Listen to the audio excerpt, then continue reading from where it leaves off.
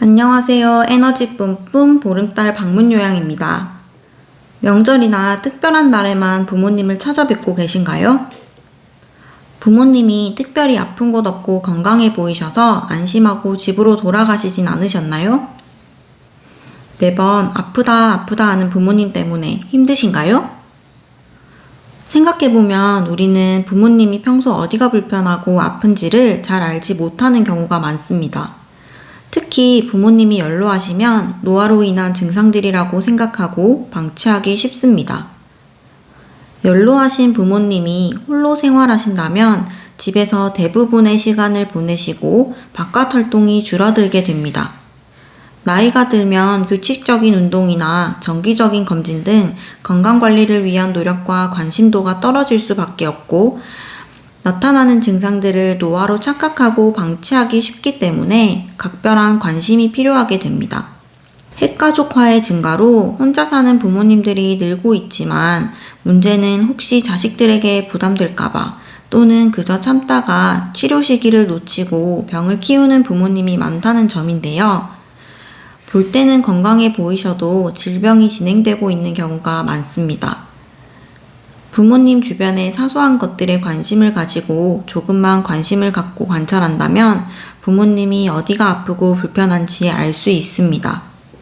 오늘 영상은 혼자 사는 부모님 건강을 체크하는 방법에 대해서 알려드릴게요.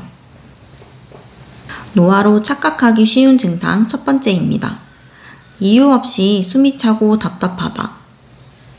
부모님에게 가슴 통증은 없지만 조금만 걸어도 숨차는 증상, 마른 기침을 계속하거나 쌕쌕거리는 천명 증상, 몸이 붓거나 체중 급증, 턱과 잇몸이 아픈데도 치주 질환이 아닌 증상 등이 나타난다면 심장 질환의 전조 증상을 의심하고 병원을 방문해야 합니다. 노화로 착각하기 쉬운 증상 두 번째, 어지럼증. 많은 분들이 어지럼증이라고 하면 빈혈을 생각하기 쉽죠.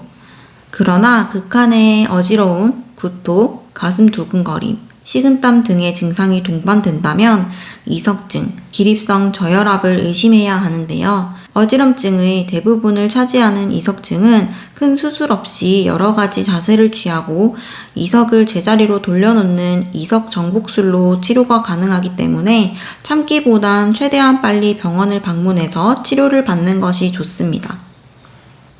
노화로 착각하기 쉬운 증상 세 번째, 식욕 저하.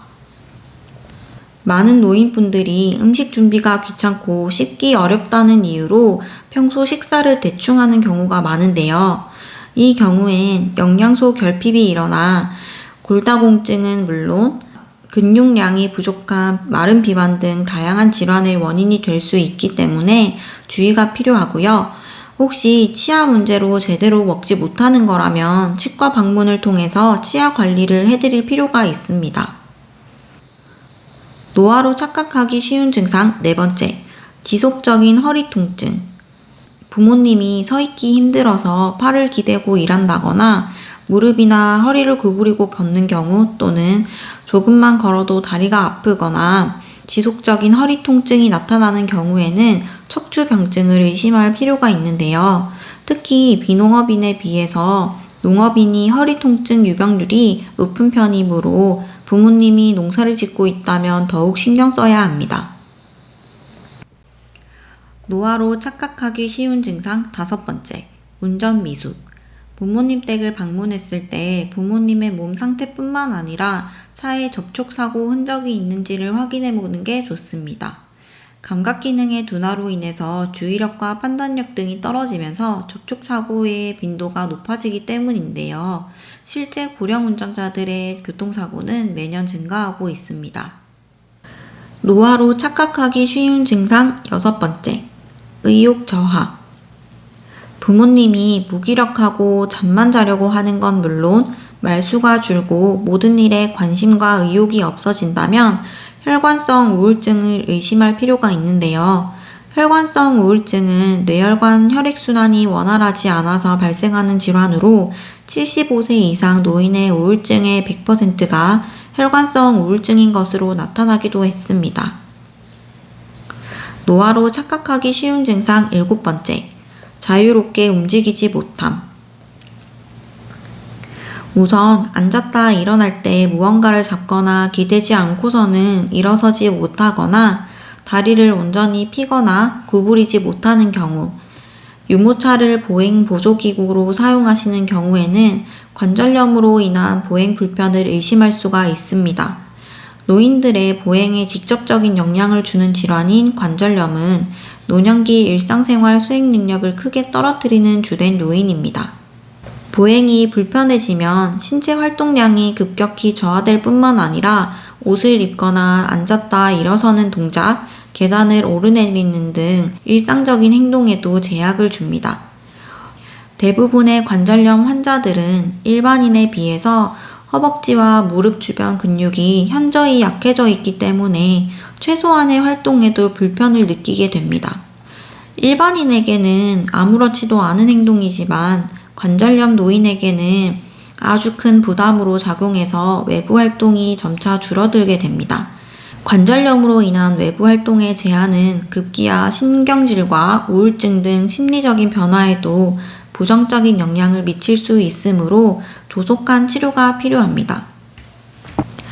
이렇게 혼자 사는 부모님은 외로움과 결식 등 기본적인 문제 외에도 건강관리가 부실해지고 운동이 부족해서 전신 건강이 급속히 나빠질 우려가 있습니다.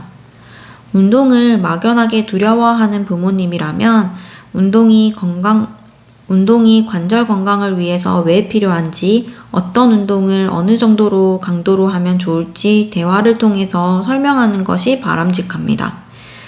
의자에 앉아서 발목을 돌리거나 한 발을 앞으로 내밀고 발끝을 세워서 발목을 구부렸다 폈다 하는 실내에서 가능한 동작을 알려드리거나 청소기 돌리기 등 집안에서 활동량을 늘릴 수 있는 방법을 상의해 보는 것도 아주 좋은 방법입니다. 한국의 노인 67.5%는 혼자 또는 부부가 함께 살고 있고요. 대부분의 증상을 노화로 착각해서 치료 시기를 놓치는 경우가 많다고 합니다. 내가 자주 찾아뵙진 못해도 부모님을 만날 때마다 꼼꼼히 살피고 자주 연락을 하고 부모님의 상태를 확인하면 병의 초기 발견이 가능하고 부모님의 삶의 질을 높일 수 있습니다. 자식들뿐만 아니라 부모님 역시도 자식들에게 솔직하게 자신의 상태를 말하고 스스로의 건강관리를 신경을 쓰는 노력이 필요합니다. 오늘 영상도 끝까지 봐주셔서 감사합니다.